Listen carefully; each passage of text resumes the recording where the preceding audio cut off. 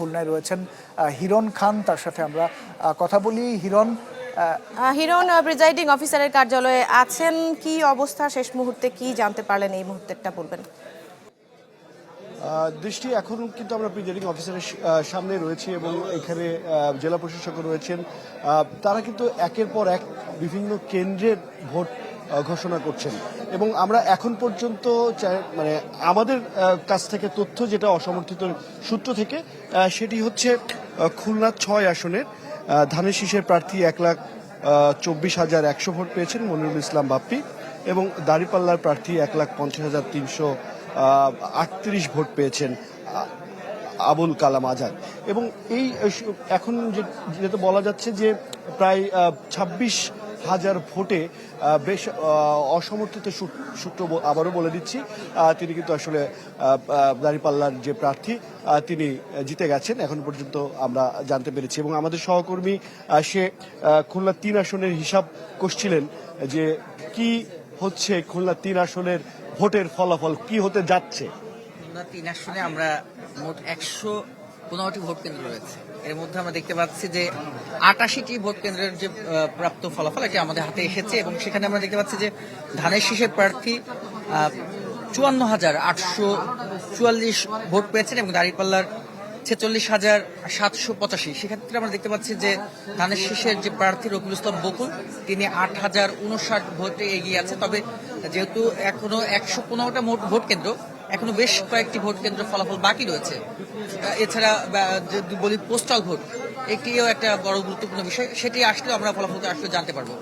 খুলনা 2 আসনের প্রার্থী বসে আছেন এখানে, আমি দেখি দাঁড়িপাল্লার প্রার্থী বসে আছেন, তিনি মিছিল নিয়ে এসেছেন। তিনি বলছেন যে তিনি বিজয়ী হয়েছেন আগে থেকেই। এখন পর্যন্ত আমরা কি পেয়েছি? এখন পর্যন্ত জেলা রিটার্নিং কর্মকর্তার কার্যালয় থেকে কোনো ধরনের ঘোষণা আসেনি, তবে আমরা বিভিন্ন সূত্রের মাধ্যমে যে তথ্যগুলো আমরাও পেয়েছি এবং পাশাপাশি তিনিও যেটি পেয়েছেন সেখান থেকে আমরা দেখতে পাচ্ছি যে পোস্টাল ভোটের ক্ষেত্রে তিনি কিন্তু এগিয়ে আছেন। যে ধানের শীষে প্রার্থী নজরুল ইসলাম মঞ্জু তিনি পোস্টাল ভোট পেয়েছে 1,171টি এবং জামায়াতের প্রার্থী পেয়েছেন 1,590টি। যেহেতু পোস্টাল ভোটেও জামায়াতের প্রার্থী এগিয়ে আছে এবং সার্বিকভাবে যদি বলি যে অন্যান্য জায়গাতেও আমরা খুলনা 2-এ দেখছি যে ধানের শীষে প্রার্থী নজরুল ইসলাম মঞ্জু তিনি 1,12,944 ভোট পেয়েছেন এবং দাঁড়িপাল্লার যে প্রার্থী জাহাঙ্গীর হোসেন হেলাল তিনি 1,14,367 ভোট পেয়েছেন। তার মানে সেখানেও দাঁড়িপাল্লা 2,000-এর মতন ভোটে এগিয়ে আছে। এটি অসমর্থিত সূত্র এখনো পর্যন্ত আসলে। ধন্যবাদ আপনাকে সময় দেওয়ার জন্য। এখনো পর্যন্ত রিটার্নিং কর্মকর্তা কিংবা জেলা প্রশাসকের পক্ষ থেকে এখনো পর্যন্ত আমাদেরকে কিছু জানানো হয়নি। তবে খুলনা 4 আসনের এখনো পর্যন্ত 9,000 ভোটে এগিয়ে আছেন ধানের শীষের প্রার্থী আইজুল বাড়ি হেলাল এখন। এবং খুলনা 1-এ এখনো পর্যন্ত আমরা যতটুকু জানতে পেরেছি, খুলনা 1-এর যে কয়টি কেন্দ্র এখন রয়েছে তার মধ্যে খুলনা 1-এর দাঁড়িপাল্লার প্রার্থী এখন পর্যন্ত এগিয়ে আছেন। এই পর্যন্ত এখান থেকে তথ্য রয়েছে। এবং খুলনাতে কি সব থেকে বড় গুরুত্বপূর্ণ বিষয় হয়ে দাঁড়িয়েছে, মানে প্রায় 1 ঘন্টা ধরে এই প্রার্থী জিতে গেছেন ওই প্রার্থী জিতে গেছেন এমন একটি গুজব নিয়ে কিন্তু আসলে সোশ্যাল প্ল্যাটফর্মে ছড়াছড়ি করছে, যেটি দেখে আসলে অনেকে বিভ্রান্তি ছড়াচ্ছে। সেই বিষয়টি মাথায় রেখে কিন্তু আসলে একটু আগে আইনশৃঙ্খলা বাহিনীর সদস্যরা এবং যারা রিটার্নিং কর্মকর্তা ছিলেন তারা কিন্তু আমাদেরকে জানিয়েছেন যাতে কোনোভাবে বিভ্রান্তিতে না ছড়ায় কেউ। হিরণ, আমাদের আরো মনে হয় কিছু সময় অপেক্ষা করতে হবে চূড়ান্ত ফলাফলের জন্য। তার আগে সোশ্যাল মিডিয়া হোক বা যে কোনো মাধ্যম হোক, সেখান থেকে যে রেজাল্টটা আসবে সেটার উপরেই আসলে নির্ভর করা উচিত হবে না বলে মনে হয়। আমাদের আরেকজন সহকর্মী কুমিল্লায় রয়েছেন জাহিদুর রহমান, তার কাছে যেতে চাই। জাহিদ, আমরা বিভিন্ন জায়গায় বেসরকারি ফলাফলগুলো দেখতে পাচ্ছি, আপনি কুমিল্লা রিটার্নিং কর্মকর্তার কার্যালয়ে রয়েছেন, এখানকার তথ্য সবশেষ আপনার কাছে জানতে চাই। ডেন্টিস্টের পরামর্শ নাও নতুন কোলগেট অ্যাক্টিভ সল্ট। ইতিমধ্যেই কিন্তু ভোট গ্রহণের 6 ঘন্টা 35 মিনিট পার হয়ে গেছে। এখন পর্যন্ত কিন্তু আসলে রিটার্নিং অফিসার সবগুলো ফলাফল ঘোষণা করতে পারেননি। তবে অসমর্থিত যে সূত্র রয়েছে সেই সূত্র থেকে কিন্তু আমরা বেশ কিছু তথ্য পেয়েছি। সেখানে দেখেছি যে আপনাদের কুমিল্লা 1 আসনে যিনি এখানে বিএনপি মনোনীত প্রার্থী রয়েছেন ডক্টর খন্দকার মোশাররফ হোসেন, তিনি এগিয়ে রয়েছেন এবং জয়ের পথে অনেক দূর এগিয়ে, সেটাই বলা যায়। এখানে কেন্দ্রের সংখ্যা রয়েছে 146টি। এর মধ্যে আমার কাছে যেটুকু তথ্য রয়েছে 103টি ভোট কেন্দ্রের তথ্য রয়েছে, সেখানে আমরা দেখেছি যে ধানের শীষ প্রতীকের যিনি প্রার্থী 98,377 ভোট পেয়েছেন এবং তার নিকটতম যিনি প্রতিদ্বন্দ্বী দাঁড়িপাল্লা প্রতীকের যিনি প্রার্থী তিনি পেয়েছেন 59,750 ভোট। এবং কুমিল্লা 2 আসন, যেটা আসলে কুমিল্লার হোমনা এবং তিতাস এলাকা নিয়ে গঠিত, সেখানে মোট কেন্দ্র রয়েছে 110টি এবং সেখানে আমরা এখন পর্যন্ত 110টি সকল কেন্দ্রেরই ফলাফল পেয়েছি। আমরা সেখানে দেখেছি যে ধানের শীষ প্রতীকের যিনি প্রার্থী রয়েছেন অধ্যক্ষ সেলিম ভুঁইয়া, তিনি পেয়েছেন 75,993 ভোট এবং তার নিকটতম প্রতিদ্বন্দ্বী যিনি তিনি বিএনপি বিদ্রোহী প্রার্থী এম এ মতিন, তিনি পেয়েছেন 61,517 ভোট এবং তৃতীয় যিনি দাঁড়িপাল্লা প্রতীকের তিনিও আমরা দেখেছি যে 49,596 ভোট পেয়েছেন। এর বাইরে কুমিল্লা 3 আসন, সেখানে এটা হচ্ছে কুমিল্লার মুরাদনগর উপজেলা, সেখানে বিএনপি মনোনীত প্রার্থী আলহাজ শাহ মোফাজ্জল হোসেন কাইকুবা, এখানে কেন্দ্র রয়েছে 159টি।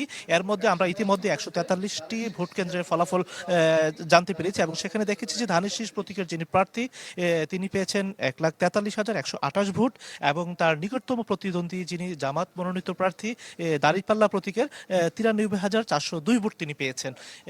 আর যে আসনটি আসলে কুমিল্লা সবচেয়ে আলোচিত, বিশেষ করে তফসিল ঘোষণার পর থেকে আমরা দেখেছি যে আসলে কুমিল্লা দেবিদ্বার উপজেলার যেখানে আসলে প্রার্থী হয়েছেন এনসিপি মনোনীত প্রার্থী এবং এনসিপি দক্ষিণাঞ্চলের মুখ্য সংগঠক হাসনাত আব্দুল্লাহ, এই আসনটির দিকে আসলে শুধু কুমিল্লাই না সারা দেশবাসী আসলে তাকিয়েছিল তার ফলাফলটা কি হয়। আমরা যেটুকু দেখেছি যে 116টি কেন্দ্রেই তিনি জয়ী হয়েছেন, কোনো কেন্দ্রেই তিনি হারেননি এবং সেখানে তিনি ভোট পেয়েছেন 1,60,527 এবং তার নিকটতম যিনি প্রার্থী সেখানে ট্রাক প্রতীকের যিনি জসিমউদ্দিন, তিনি পেয়েছেন 49,644 ভোট এবং এই বিষয়টি জানার পর যখন স্থানীয়ভাবে বেসরকারিভাবে ফলাফল ঘোষণা করা হয়েছিল উপজেলা পর্যায় থেকে, সেখানে কিন্তু আমরা দেখেছি যে বিজয় উল্লাস করেছেন শাপলাকুলি প্রতীকের যারা সমর্থক এবং তার অনুসারী যারা রয়েছেন, তারা ছুটে এসেছেন তার কাছে, আমরা এটাও কিন্তু আসলে দেখেছি। এর বাইরে আসলে কুমিল্লা 5 আসন, কুমিল্লা 5 আসন, সেখানে আমরা দেখেছি যে বিএনপি থেকে যিনি প্রার্থী হয়েছেন তিনি পেয়েছেন 81,375 ভোট এবং যিনি জামাত মনোনীত তিনি পেয়েছেন 72,980 ভোট। একইভাবে আমরা দেখেছি যে কুমিল্লা 1, 2, 3 সেখানে বিএনপির মনোনীত প্রার্থী এবং 4 আসনে হাসনাত আব্দুল্লাহ এবং 5 আসনে আমরা যেটা দেখেছি যে বিএনপি মনোনীত প্রার্থী এবং জামাত, তাদের মধ্যে হাড্ডাহাড্ডি লড়াই রয়েছে। এর বাইরে 6 আসনে আমরা দেখেছি যে বিএনপি মনোনীত প্রার্থী এগিয়ে রয়েছেন। আর 7 আসন, কুমিল্লা 7 আসন যেটি চান্দিনা, সেখানে আমরা দেখেছি যে স্বতন্ত্র প্রার্থী যিনি বিএনপির বিদ্রোহী প্রার্থী হিসেবে সেখানে রয়েছেন আতিকুল আলম শাওন, তিনি এগিয়ে রয়েছেন বিএনপি প্রার্থী থেকে এবং 8, 9 এবং 10 আসনে কুমিল্লা যে আসনটি রয়েছে সেখানে আমরা দেখেছি যে বিএনপি মনোনীত প্রার্থী এবং সর্বশেষ 11 আসন যেটি কুমিল্লার, সেখানে জামাত মনোনীত প্রার্থী ডাক্তার সৈয়দ আব্দুল্লাহ মোহাম্মদ তাহের, যিনি জামাতের কেন্দ্রীয় আমির, তিনি এখানে এগিয়ে রয়েছেন। তো সবকিছু মিলিয়ে বলা যায় যে কুমিল্লার যে কেন্দ্রগুলো রয়েছে, মানে কুমিল্লার যে 11টি সংসদীয় আসন রয়েছে, সেখানে আমরা দেখেছি যে একটিতে এনসিপি এবং একটিতে দাঁড়িপাল্লা এবং একটিতে স্বতন্ত্র রয়েছে। আর বাইরে যতগুলি আসন রয়েছে সেখানে আমরা দেখেছি বিএনপি প্রার্থীদেরই জয় জয়কার। তো এই ছিল এখান থেকে সর্বশেষ। অনেক ধন্যবাদ জাহিদুর রহমান আমাদের সাথে কুমিল্লার 11টি আসনের সবশেষ তথ্যগুলো আমাদের জানানোর চেষ্টা করছিলেন।